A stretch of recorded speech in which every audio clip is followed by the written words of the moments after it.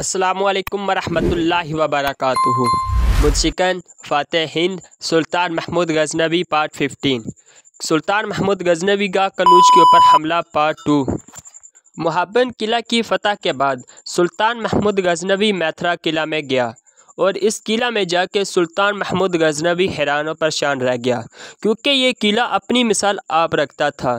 इसके मुतालिक हिंदू कहा करते थे कि इसको इंसानों ने नहीं बल्कि खुद बुतों ने बनाया है। आगे बढ़ने से पहले आइए इस किले के अंदर जाके देखते हैं कि इस किले की आखिर ऐसी क्या बात थी जिसकी वजूहात के ऊपर हिंदू ये कहने पे मजबूर थे कि इसको इंसानों ने नहीं बल्कि खुद बुतों ने बनाया है। और सुल्तान महमूद गजनवी ने भी कहा था कि अगर 1000 दिनार दिए जाएं और 1000 आदमी जो है वो लगाए जाएं, वो चुस्त आदमी हूँ और इतने तेज़ कारीगर हूँ, फिर भी जो है 200 सालों में भी इस तरह का मंदिर नहीं बना सकते थे। तो आखिर इसमें ऐसा क्या था? असल में इस शहर के 2 दरवाजे जमना किला जो कि सुल्तान महमूद गजनवी ने फतह किया था, उसके तरफ इस तरह 2 दरवाजे निकलते थे कि पानी जो है उसको हरगिज़ नुकसान नहीं पहुंचा सकता।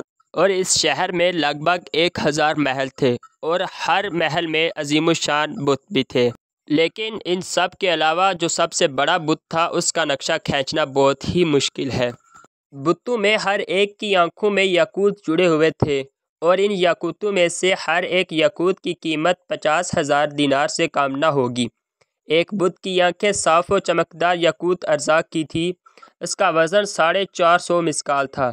एक बुत के 2 पाउंड सोने के वज़न 4400 मिस्काल के थे। इन बुतों में कुल सोना वज़न में 98,300 मिस्काल का था। इससे आप बुतों के अंदर लगाए जाने वाला सोने के बारे में अंदाज़ा लगा सकते हैं कि उन बुतों को उन्होंने किस कदर अज़ीमुशान बनाया होगा।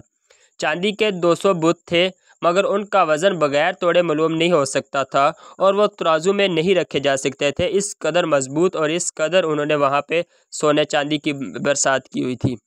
सुल्तान ने हुक्म दिया कि सारे बुतखाने आग से जला दिए जाएं। हालांकि इससे इमारत को भी बहुत नुकसान हो सकता था, लेकिन सुल्तान महमूद गजनवी ने इन सारे बुतों को जला दिया।